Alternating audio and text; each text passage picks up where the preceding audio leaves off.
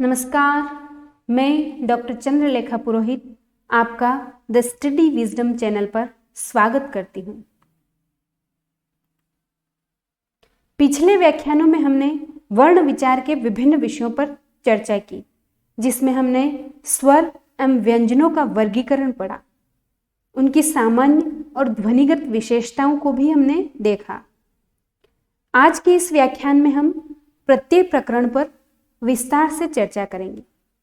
इस व्याख्यान में निम्न बिंदुओं पर हम चर्चा करेंगे: प्रत्यय के स्वरूप पर, प्रत्यय का क्या उपयोग होता है, प्रत्यय की विशेषताएं कौन कौन सी होती हैं, प्रत्यय के भेद कौन कौन से होते हैं, प्रत्यय जोड़ते समय हमें किन किन बातों का ध्यान रखना चाहिए, इन सभी बिंदुओं पर हम चर्चा करेंगे।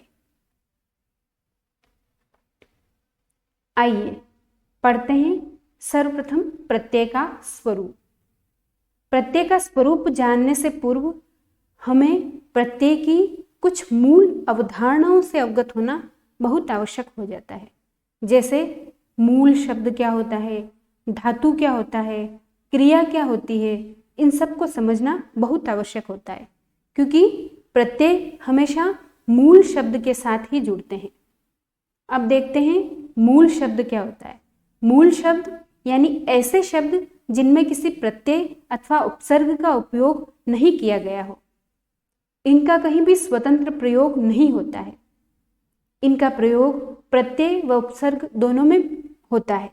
मूल शब्द हमेशा प्रत्यय और उपसर्ग दोनों में ही प्रयुक्त होते हैं। अब मूल शब्द जो हैं उनके दो प्रकार होते हैं। एक तो होता है धातु, जिसे हम क्या कहते हैं, क्रिया का मूल कहते हैं, और दूसरा होता है नाम पद।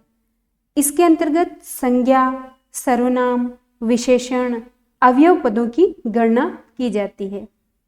मूल शब्दों का निर्णय शब्द की प्रकृति और अर्थ को देखकर हमें करना चाहिए।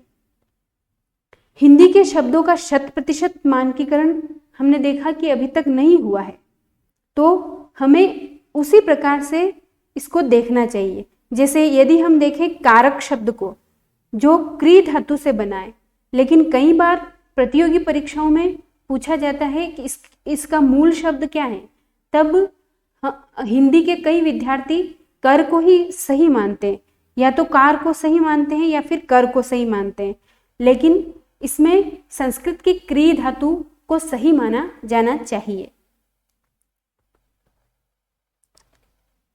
अब देखते हैं धातु क्या होती है। धातु यानी क्रियापदों का मूल, और क्रिया किसे कहते हैं, किसी कार्य के होने की सूचना देने वाले शब्द, उसको हम क्रिया कहते हैं। सर्वप्रथम हम प्रत्यय का शाब्दिक अर्थ जानते हैं। प्रत्यय का शाब्दिक अर्थ क्या होता है? शाब्दिक अर्थ होता है धारणा, बुद्धि, विश्वास, ज्ञान और अवधारणा। अब हम देखते हैं प्रत्यय का वास्तविक अर्थ क्या होता है। प्रत्यय का यदि हम संधि विच्छेद करें तो वह होगा प्रति धन अय, अर्थात की ओर गति।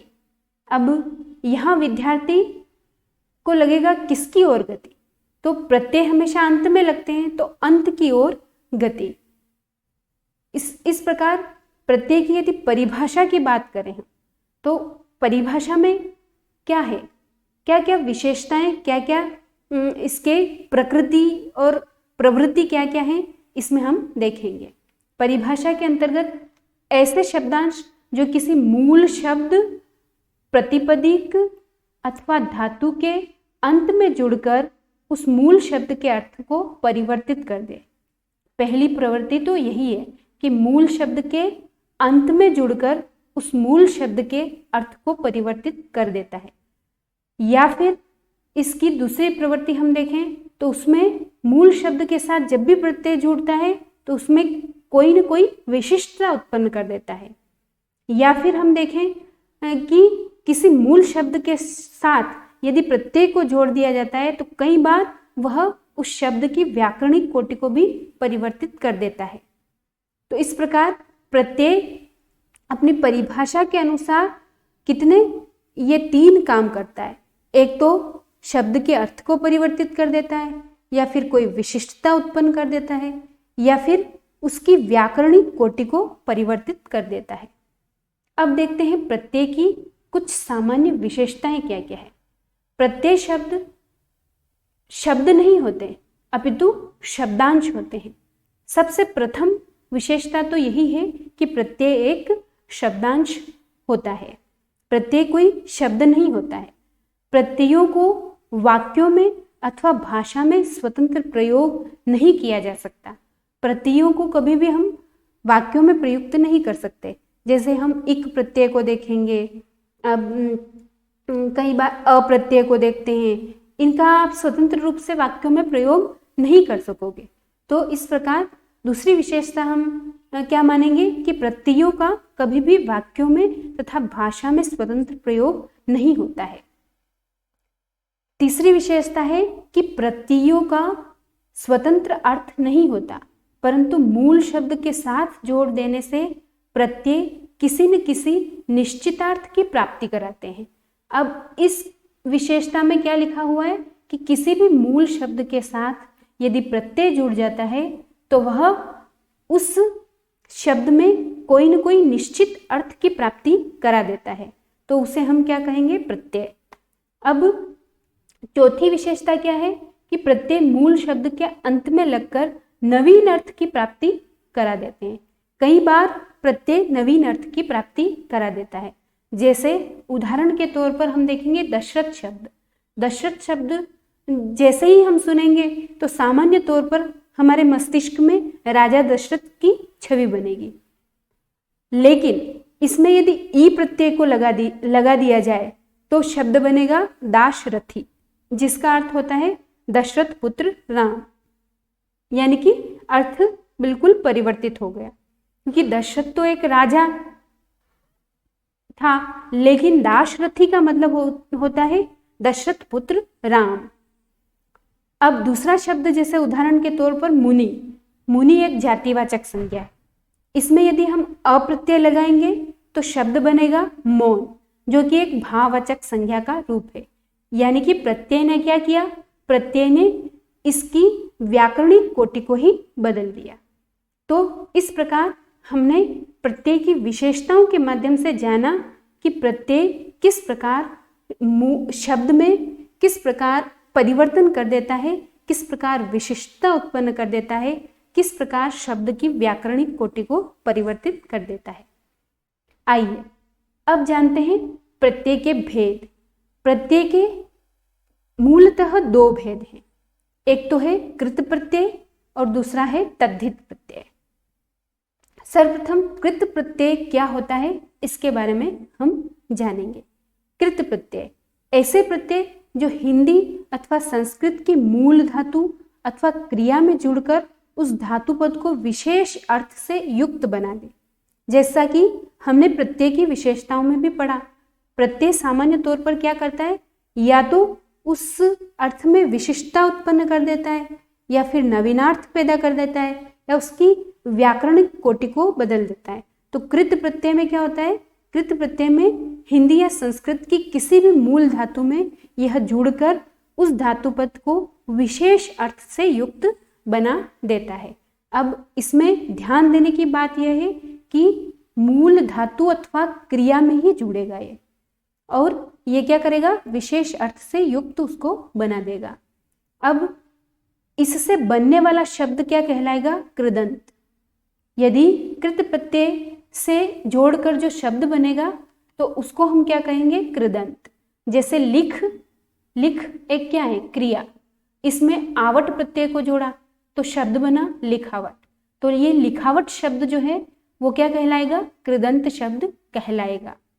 जैसे भूल एक क्रिया है, इसमें अक्कड़ प्रत्यय को जोड़ा तो बना भुलक्कड़, तो भुलक्कड़ कृदंत शब्द कहलाएगा, और अक्कड़ जो है वह कृत प्रत्यय कहलाएगा।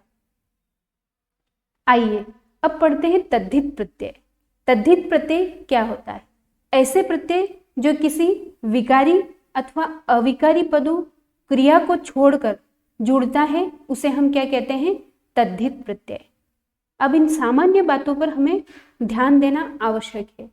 कृत प्रत्यय में केवल क्रिया के साथ उसको जोड़ा गया, लेकिन तद्धित में किसी विकारी और अविकारी पदों के साथ ही तद्धित प्रत्यय को जोड़ा जाता है। इस बात को हमें विशेष तौर पर ध्यान रखना है। अब विकारी पद कौन से होते हैं? विकारी पद संज्ञा, सर्वनाम और विशेषण, ये 3 हैं विकारी पद। जबकि अविकारी पद कौन सा है? अवयव। यानी कि ये जो तद्धित प्रत्यय हैं ये संज्ञा, सर्वनाम, विशेषण और अवयव के साथ ही जुड़ते हैं। अब तद्धित प्रत्यय से जुड़कर बने शब्द को हम क्या कहते हैं? तद्धितांत। कई बार सामान्य विद्यार्थी ये सामान्य गलती कर देता है। क्या गलती कर देता है? कि उसे लगता है कि प्रत्यय के 2 भेद कृदंत और तद्धितांत है, जबकि वास्तविक स्थिति क्या है कि कृदंत और तद्धितांत ये प्रत्यय नहीं है, ये उससे बनने वाले शब्दों के नाम हैं। यानी कि कृत प्रत्यय से जुड़कर जो शब्द बनता है उसे हम कहते हैं कृदंत, तद्धित प्रत्यय से जुड़कर जो शब्द बनता है उसे कहते हैं तद्धितांत। जैसे उदाहरण के तौर पर तद्धित प्रत्यय के कुछ उदाहरण देखेंगे। रोग में यदि ई प्रत्यय जुड़ा तो रोगी शब्द बना। मेरा एक सर्वनाम है, उसमें पन प्रत्यय जुड़ा तो मेरापन बना। लवण एक संज्ञा है, उसमें य प्रत्यय जुड़ा तो शब्द बना लावण्य।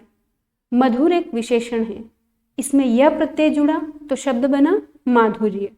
भीतर में एक अवयव है, जब इसमें ई प्रत्यय जोड़ा गया तो शब्द बना भीतरी। अब कुछ सामान्य बातें जो हमें ध्यान रखनी आवश्यक होती है जब हम प्रत्यय को जोड़ते हैं, तो आइए जानते हैं उन सामान्य बातों को। पहली बात है, किसी मूल शब्द के आरंभिक स्वर में परिवर्तन या तो गुण स्वर ए तथा ओ में हो जाता है या फिर वृद्धि स्वर आई तथा औ में हो जाता है। जैसे लिख में यदि अप्रत्यय जोड़ेंगे तो लेख शब्द बनेगा। भुज में यदि अप्रत्यय जोड़ेंगे तो भोग शब्द बनेगा। भूत में यदि इक प्रत्यय जोड़ा तो भौतिक शब्द बना। अब इसमें किस प्रकार परिवर्तन होता है वह हमने इन शब्दों के माध्यम से देख लिया। देखोगे यदि लिख में ये ली का जो ई है वह ए में बदल गया। भुज में ऊ है तो वो ओ में बदल गया। भूत में बड़ा ऊ है तो वह औ में बदल गया, तो भौतिक बन गया। अब दूसरी बात जो हमें ध्यान रखनी चाहिए वह यह है कि प्रत्यय जोड़ते समय यदि मूल शब्द के अंत में अ, आ, ई हो तो इन्हें शून्य माना जाए, अर्थात इन्हें हमें क्या मानना है? स्वर रहित। किसी भी मूल शब्द के अंत में यदि अ स्वर की ध्वनि आ रही है, आ स्वर की ध्वनि आ रही है, ई की ध्वनि आ रही है या ई की ध्वनि हो तो उन्हें हमें क्या करना होगा? स्वर रहित करना होगा। ये प्रत्यय का सामान्य नियम है कि इसमें मूल शब्द को हमें स्वर रहित करना होता है। लेकिन कहाँ कहाँ हमें स्वर रहित करना है? जिस शब्द के अंत में अ, आ, ई हो वहीं हमें उसको स्वर रहित करना है। भूत शब्द में इक प्रत्यय जोड़ते हैं तो त को स्वर रहित करना होगा, तभी भौतिक शब्द बनेगा। उदाहरण के तौर पर हमने देखा ना, भूत शब्द में इक प्रत्यय जोड़ा तो त को हमें स्वर रहित करना होगा। क्यों करना होगा? तब इसलिए करना होगा, ये उसको यदि हम स्वर रहित नहीं करेंगे तो भौतिक शब्द कैसे बनेगा, है ना। तो इसीलिए हमें भौतिक शब्द बनाने के लिए त को स्वर रहित करना ही होगा। अब तीसरा नियम है, यदि मूल शब्द के अंत में ऊ, री, ए, आई हो तो इन्हें नहीं हटाना चाहिए। जैसे अब ये जो नियम है इस पर भी हमें ध्यान देने की आवश्यकता है। जिस मूल शब्द के अंत में ऊ दिखे, री दिखे, ए दिखे, आई दिखे तो वहाँ हमें इनको हटाने की आवश्यकता नहीं होती है। जैसे हम देखेंगे क्री धातु में य प्रत्यय यदि लगाया तो शब्द बना कार्य। अब इसकी पूरी प्रक्रिया है, क से यदि री को हम अलग कर देते हैं तो क्या कार्य शब्द बनेगा? नहीं बनेगा। लेकिन हमें यहाँ इसको स्वर रहित नहीं करना है। क प्लस री प्लस य। पहली प्रक्रिया में तो यह होगा, फिर दूसरी प्रक्रिया में क प्लस री को हमें आर बनाना है प्लस य प्रत्यय जोड़ना है, फिर तीसरी प्रक्रिया में जाकर वह बनेगा कार्य। ऐसा ही मनु में यदि अप्रत्यय जोड़ेंगे तो मानव शब्द बनेगा। यहाँ भी हमें क्या करना है, इसको किसी भी प्रकार से स्वर रहित नहीं करना है।